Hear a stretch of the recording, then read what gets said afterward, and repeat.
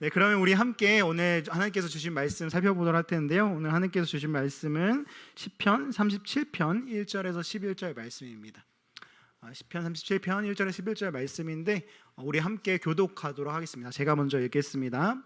악을 행하는 자들 때문에 불평하지 말며 불의를 행하는 자들을 시기하지 말지어다.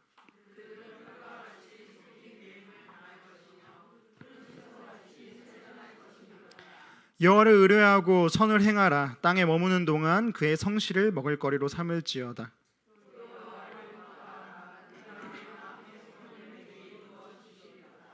내 길을 여호와께 맡기라. 그를 의지하면 그가 이루시고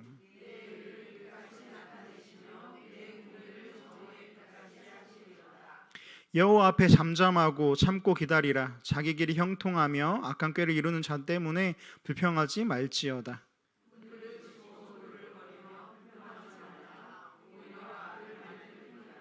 진실로 악을 행하는 자들은 끊어질 것이나 여호와를 소망하는 자들은 땅을 차지하리로다.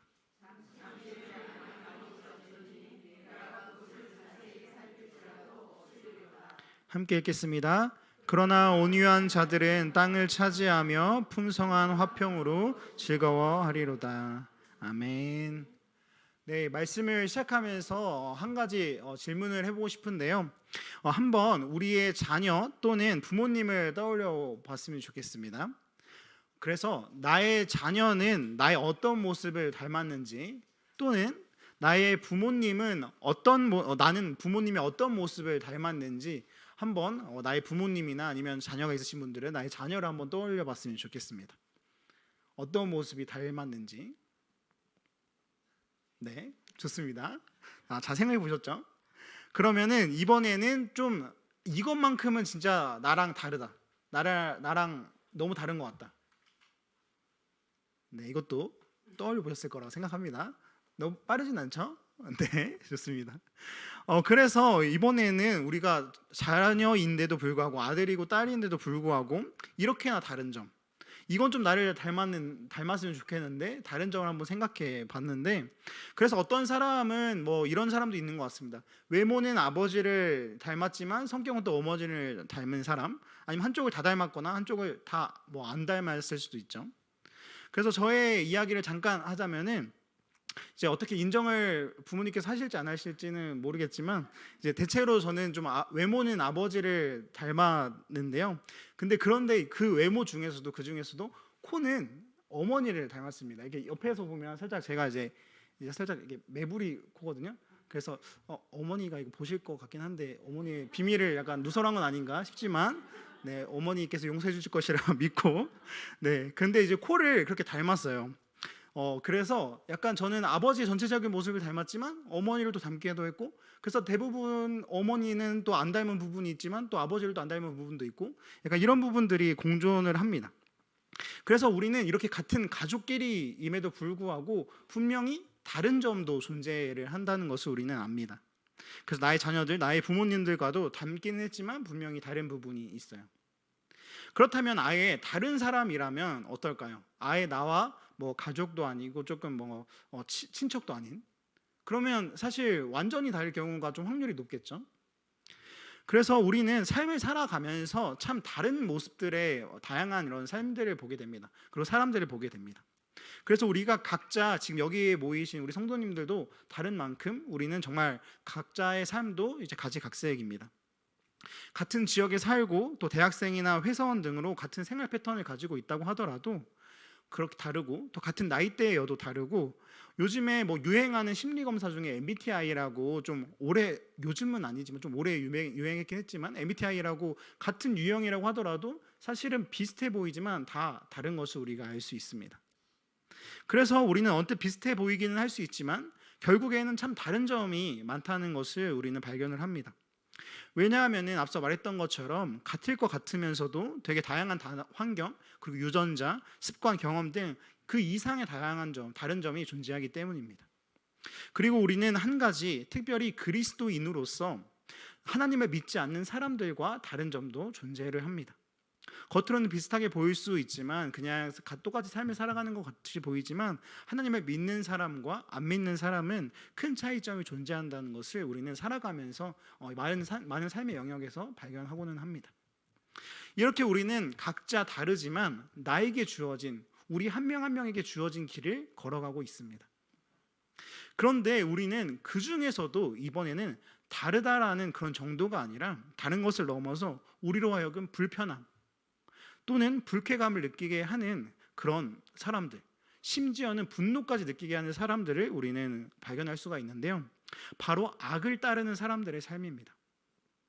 오늘 이 시편 37편은 악을 따르는 사람들에 대해서 이야기를 하고 있어요. 그래서 어떤 사람들의 삶을 보면 정말로 사람으로 그럴 수가 있는지라는 그런 생각이 들면서 우리로 하여금 분노하게 합니다. 특히 그 악이 다른 사람도 아니고 나를 향해 있으면, 나에게 피해를 끼치면 더욱더 그러합니다. 그런데 또 아이러니한 것은 이런 악인 중에 세상적으로 볼 때 너무나 잘 먹고 잘 사는 사람들이 분명히 있고 더 혹시 훨씬 더 많다는 생각이 들 때가 있기 때문입니다. 이러한 것은 우리가 드라마나 영화에서 자주 볼 수 있는 소재이기도 하지만 굳이 영화나 드라마를 찾지 않더라도 우리의 삶 곳곳에 악을 행하는 것 같은데도 왜 저 사람은 저렇게나 잘 살지? 라고 생각되는 사람이 분명히 있어요. 예를 들어서 회사 같은 경우에는 부하 직원의 실적을 가로채서 나의 이런 실적으로 돼서 승진을 거듭한 사람, 또는 이제 불법과 편법으로 더 약간 살짝 이렇게 해가지고 법을 피해서 돈을 더 많이 벌 수 있는 사람들, 고액 체납자인데 되게 이제 잘 먹고 잘 사는 그런 좋은 차 타고 좋은 집에 사는 사람들이 있잖아요. 그래서 그렇게 호화 생활을 누리는 사람, 아니면 좀 먼 것 같은 이야기라면 나와 가깝게는 나를 모함하고 오해하고 그리고 또 잘못된 소문을 퍼뜨려서 상처를 주는 사람들이 있고, 그냥 아무 이유 없이 나를 싫어하고 괴롭히는 것 같은 사람들이 있을지도 모르겠습니다. 아니면 정말 뉴스에서 나오는 그런 범죄들을 저지른 사람도 있겠죠. 그런데 그런 사람들의 삶을 보면 아까 말했듯이 벌을 받는 것이 아니라 아무렇지 않게 오히려 떵떵거리면서 사는 것 같아 보여요. 그럴 때 이런 불합리한 현실은 때로는 우리를 참 무기력하게 하는 것 같습니다. 불평이 절로 나오고 억울합니다.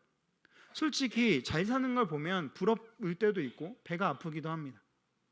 게다가 그 악을 행하는 사람들로 인해서 내가 부당하게 피해를 입게 되면 정말 억울하고 화가 나기도 합니다. 그렇다면 이제 우리는 이런 상황에서 우리는 어떻게 해야 할까요? 우리는 그저 이 살아가고 있는 우리가 그저 살아가고 걸어가고 있는 이 삶 가운데에서 우리는 어떻게 해야 할까? 이런 부당한 현실 속에서 우리는 어떻게 해야 될까? 자꾸 곁눈질하게 되는 나의 이런 삶을 어떻게 해야 될까? 우리는 오늘 의문을 갖게 됩니다. 그런데 오래전 오늘 읽은 이 시편의 기자가 살던 시대에도 이러한 상황은 좀 마찬가지였던 것 같습니다. 오늘 보면 시편 37편을 쓴 이 시인은 먼저 악을 행하는 자, 불의를 행하는 자들에 대해서 1절부터 이야기하며 말씀을 시작합니다. 그리고 이내 바로 답을 내리죠. 뭐라고 답을 내리냐면 악을 행하는 자들로 인해 불평하지도 말고 불의를 행하는 자들을 시기하지 말라고 합니다. 왜냐하면 그들은 2절 말씀처럼 결국엔 풀과 같이 금방 배임을 당할 것이고 푸른 채소가 시들듯이 빠르게 쇠잔할 것이라는 것. 즉 오래가지 못하고 금방 망할 것이니까 아무것도 하지 말라고 이렇게 말을 하는 것 같아요. 그런데 그러면 이렇게 1절, 2절 살펴봤는데 오늘 그러면 아무것도 하지 말라, 우리의 오늘 해답은 아무것도 하지 말라, 이렇게 설교를 끝내면 될까요? 이제 설교를 마칩니다 이렇게 하면 될까요? 당연히 아니겠죠. 혹시 그냥 이 말씀을 지금 1절, 2절 살펴보면서 그냥 아무것도 하지 말아야겠구나 라고 수긍을 하셨다면 우리 한번 14절과 32절을 살펴보기 원합니다. 먼저 14절입니다. 악인이 칼을 빼고 활을 당겨 가난하고 궁핍한 자를 엎드려뜨리며 행위가 정직한 자를 죽이고자 하나. 그리고 32절, 악인이 의인을 엿보아 살해할 기회를 찾으나. 여기서 말하는 것이 무엇이냐면 바로 사실 인생이 정말 그런 것 같습니다. 악인은 칼을 빼고 활을 당겨서 의인인 우리를 죽이고자 합니다. 우리를 살해할 기회를 호시탐탐 노리고 있습니다. 그래서 언제 또 편법과 불법을 저지를까? 나에게 언제 피해를 줄까? 어떻게 괴롭히지? 어떻게 해야, 뭐라고 해야 더욱더 그 사람이 우리가 괴로울까라고 이렇게 연구를 하는 것처럼 그렇게 우리에게 악은 다가옵니다. 그런데 이런 상황에도 불구하고, 나를 죽이는 이런 상황에도 불구하고 아무것도 하지 말라는 이 해답이 과연 우리에게 좀 말이 될 수 있을까요? 저는 아닌 것 같습니다. 나쁜 일을 한 사람들이 잘 되는 것도 이해가 안 돼서 불만인데, 아무 잘못도 없는 우리를 죽이려고까지 하는데 가만히 앉아 당하고만 있으라고? 이렇게 말을 하는 것이기 때문입니다. 당연히 맞서 싸워서 나를 지키고, 그리고 불의를 몰아내어서 정의가 있다는 것을 우리가 알려줘야 되지 않나? 라는 생각이 듭니다. 그래서 바로 그것이 우리가 정말 의인이라면, 그리스도인이라면 우리가 의인으로서 마땅히 걸어야 할 길이 아닐까요?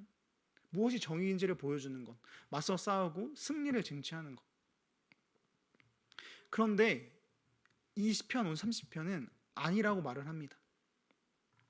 물론 이 시편 37편의 해답도 당연히 이게 끝은 아니겠지만, 그렇다면 오늘 본문이 말하는 해답은 무엇일까? 우리가 찾아보기 원하는데요.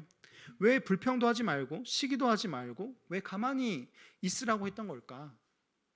사실 우리 시편 30편을 쭉 보면 볼 수가 있는데, 사실 가만히 있으라고 한 것은 아닙니다. 여호와 우리 하나님께 맡기라고 말을 했습니다. 3절에서 6절을 우리 함께 찬찬히 한번 읽어보도록 하겠습니다. 시작. 여호와를 의뢰하고 선을 행하라. 땅에 머무는 동안 그의 성실을 먹을거리로 삼을지어다.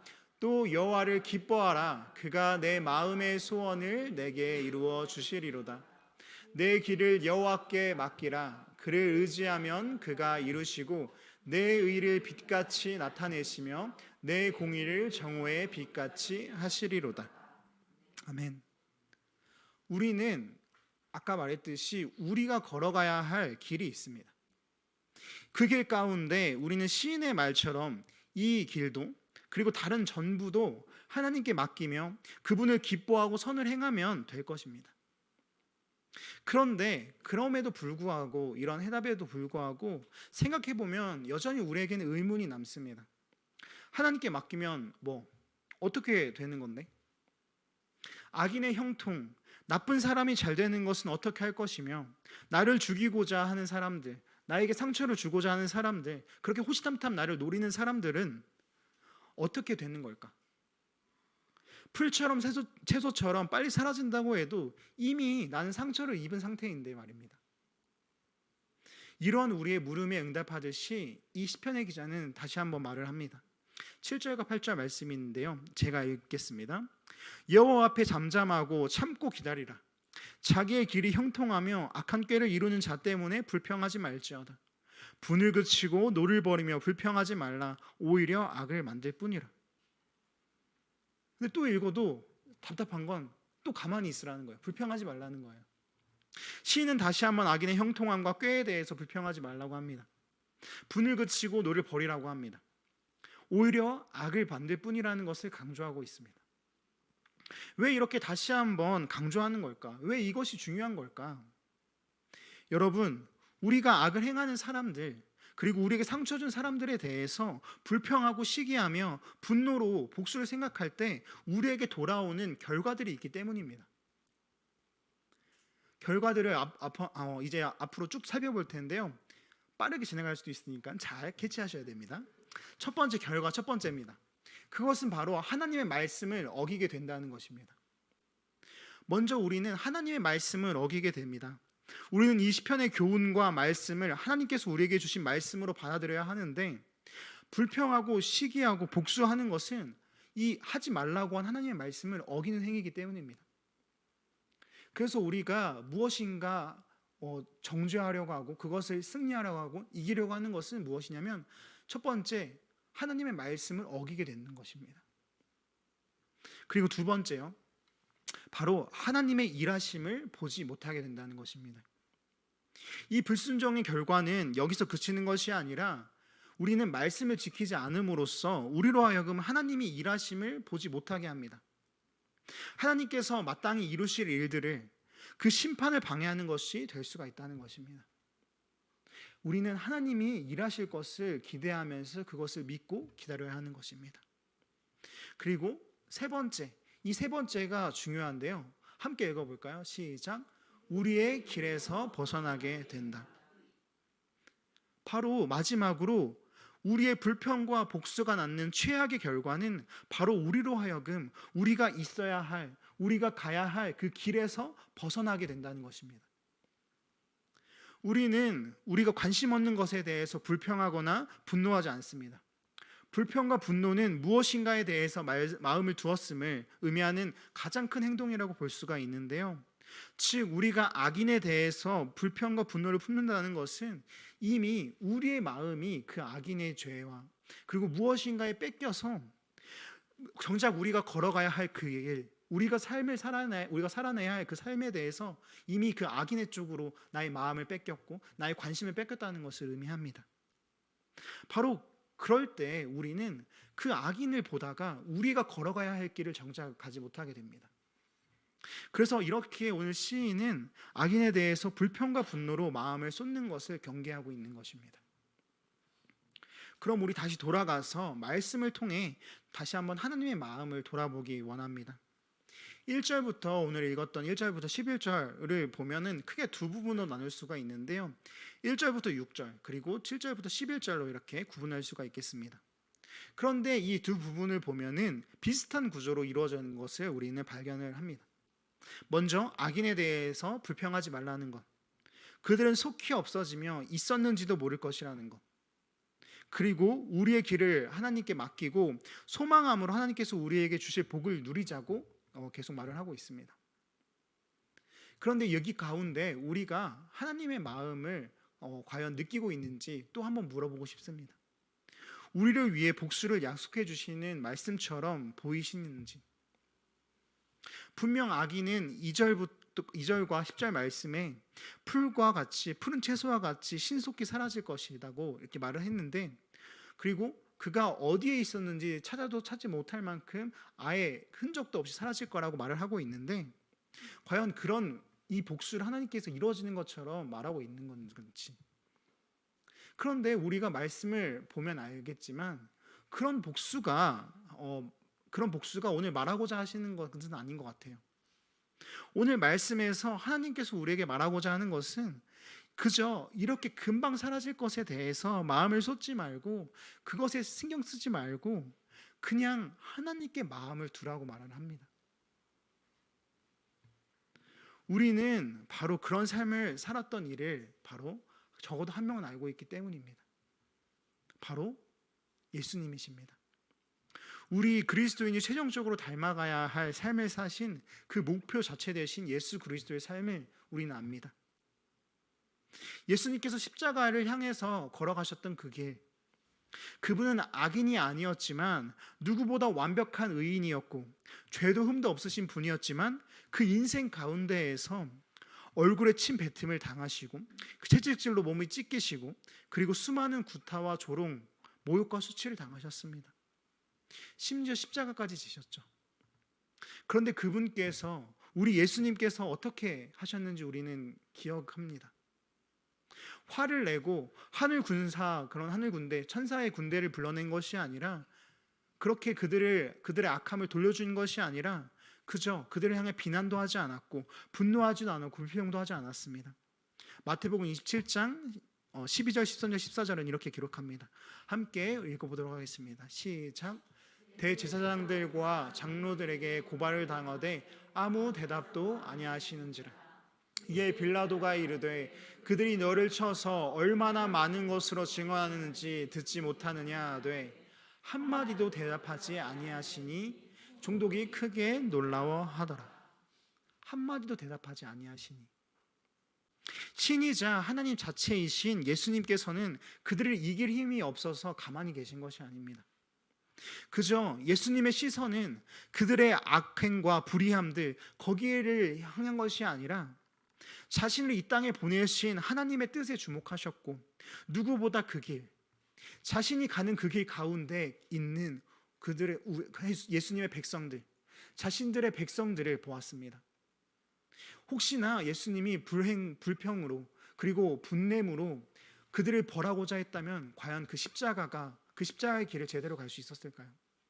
하나님은, 바로 하나님 되신 예수님은 다른 무엇도 아니라 자신이 걸어가야 할 그 십자가의 길을 분명히 누구보다 분명히 알았기 때문에 그들의 누군가의 악행이나 누군가의 거짓된 증언을 신경 쓰지 않았습니다. 그저 그 십자가의 길을 묵묵히 걸어간 것입니다. 그래서 우리를 구원하시기 위해 아들인 자신을 보낸 하나님의 뜻을 마음에 두셨던 것입니다. 바로 이것입니다. 이렇듯이 우리는 예수님께서 그렇게 하셨듯이 우리 또한 하나님께 집중하면서 하나님께 함께 걸어갈 나의 길, 우리 각자의 길을 걸어내야 합니다. 하나님은 우리와 함께하고 싶어 하십니다. 우리에게 주신 그 길을 함께 걷기를 원하십니다. 이것이 바로 하나님의 마음인 것입니다. 그런데 물론 우리는 이렇게 하나님의 말씀을 듣고 하나님의 마음을 깨달았음에도 불구하고 우리는 우리가 놓인 현실이 여전히 녹록지 않을 것임을 압니다. 여전히 우리는 우리의 길 위에서 당장이라도 넘어질 수 있고 한 걸음도 옮기지 못할 만큼 그렇게 지치게 될 수도 있을 것입니다. 그런데 그때 우리가 어떻게 해야 할까요? 어떻게 하나님과 함께 나의 길을 걸어갈 수 있을까요? 이 또한 우리의 아버지 되신 하나님께 있습니다. 하나님께서는 바로 우리의 걸음을 정하시는 분입니다. 첫 번째 함께 읽어보겠습니다. 시작. 걸음을 정하시고 그 길을 기뻐하시는 하나님으로. 23절과 24절 말씀을 한번 우리 또 이어서 읽어보도록 하겠습니다. 시작. 여호와께서 사람의 걸음을 정하시고 그의 길을 기뻐하시나니 그는 넘어지나 아주 엎드러지지 아니함은 여호와께서 그의 손으로 붙드심이로다. 아멘. 여호와께서 사람의 걸음을 정하시고, 어떻게 보면 천리길도 한 걸음부터라는 말이 있는데 이 한 걸음 한 걸음을 어떻게 옮겨야 할지, 어느 방향으로 옮겨야 할지 정하고 계신다는 것입니다. 여러분의 한 걸음 한 걸음은 그냥 내딛는 걸음처럼 보이지만 그 걸음에는 하나님의 예비하심이 있는 줄을 우리는 믿습니다. 그리고 이렇게 예비하신 걸음으로 이룬 이 길, 여러분 각자의 그 길 하나하나를 기뻐하고 계신다는 것을 우리는 믿습니다. 그렇게 우리는 넘어지는 듯 위태위태한 듯 하지만 결코 넘어지지 않습니다. 하나님이 그 손으로 붙드실 것이기 때문입니다. 오늘 그 사실을 꼭 믿었으면 좋겠습니다. 두 번째, 우리 함께 읽어볼까요? 시작. 마음에 하나님의 법을 두라. 그렇다면 이어서 두 번째, 우리가 하나님과 함께 우리의 길을 걸어갈 수 있는 이유, 그 방법에 대해서 또 살펴보기 원하는데요. 이번에는 31절을 살펴보도록 하겠습니다. 제가 읽겠습니다. 그의 마음에는 하나님의 법이 있으니 그의 걸음은 실족함이 없으리로다. 우리의 마음에는 하나님의 법이 있다고 합니다. 여기 법이라는 단어는 가르침이라고도 해석이 되는데요. 즉 하나님께서 가르쳐 주신 말씀입니다. 이 말씀에 대해서 시편 119편 105절에는 이렇게 말을 했죠. 주의 말씀은 내 발의 등이요 내 길의 빛이니이다. 사실 너무나 많이 들어본 말이죠. 우리가 하나님의 말씀을 마음에 둘 때 우리는 그 말씀으로 수많은 악과 불의에 빠지지 않을 수 있습니다. 어떠한 공격 가운데서라도 우리를 지킬 수 있고, 그리고 따라서 우리의 갈 길을 제대로 걸어갈 수 있게 됩니다. 그래서 한 가지 물어보고 싶습니다. 또 요즘에 성경 잘 읽으시나요? 좋습니다. 아멘이 아주 크게 들렸습니다. 아주 크게 들렸어요. 어쩌면 이 물음에 대해서 전도사님 또 성경 읽으라고 하시네 라고 이렇게 말을 할 수 있지만, 맞아요. 성경 읽으라고 하는 말이에요. 왜냐하면 아까 우리 읽었듯이 말씀이 발의 등불이 되고 길을 비추는 빛이 된다고 하잖아요. 우리의 삶이란 때때로 너무 어두운 길을 걸어갈 때가 있는 것 같습니다. 한 치 앞도 보이지 않는 그런 어둠 속을 헤매며 가는 길입니다. 그런데 어디로 나아가야 할지, 발걸음을 떼어도 내가 잘 나아가고 있는지 모를 때, 어둡고 캄캄할 때, 그때 바로 주님의 말씀이 내 발의 등이고 내 길의 빛이 된다고 합니다. 그래서 오늘 그 말씀을 읽으면서 말씀과 함께 하면서 내가 걸어갈 길이 어디인지를 알고, 그리고 그 길에서 오직 하나님을 의지하면서 올바르게 전진할 수 있는 우리가 되었으면 좋겠습니다. 그럴 때 우리가 정말 그 말씀을 우리의 마음에 두고 우리가 그것을 붙들고 나아갈 때 우리가 올바로 전진할 줄 믿어요. 혹시 다시 이 묵상의 마음이 의지가 약해지신 분이 계시다면은 이 세상을 이해할 수 없고, 그리고 저 사람은 왜 이러지 왜 저러지 계속 불평이 들고, 그리고 그렇게 악행이 다른 사람의 악이 내 마음에 자꾸 이렇게 비집고 들어온다면 그때 말씀을 펴고 읽기를 권합니다. 그렇게 다시 말씀으로 돌아가기 원합니다. 그렇게 평생 하나님과 말씀 가운데, 그리고 하나님의 그런 은혜 가운데 하나님과 늘 항상 동행해 가는 우리가 되기를 축복합니다. 이제 그러면 말씀을 맺어보려고 하는데요. 우리는 참 서로 각자마다 참 다른 우리이지만 우리는 그렇게 우리가 각자 걸어가야 할 길이 있습니다. 하나님께서 우리를 향해 우리를 위해서 계획하신 그 길이 있습니다. 그런데 때로는 그 길을 걸어가다 보면 지치고 힘겹고 그렇게 넘어질 때가 있는데요. 그래서 우리는 아파서 주저앉을 때도 있습니다. 그런데 우리가 그때 무엇을 기억해야 하냐면, 우리를 아프게 하는 사람들, 불행하게 하는 사람들, 그들에게 정신을 빼앗기는 것이 아니라 그럼에도 불구하고 하나님을 생각하면서, 나를 세우신 하나님의 뜻을 생각하면서, 그리고 그 뜻을 생각하기 위해서 말씀을 읽으면서 다시 한번 나의 길이 어디인지, 내가 나아가야 할 길이 어디인지를 다시 한번 발견하기 원합니다. 그래서 그 길 위에 담대히 서 계시기 축복합니다.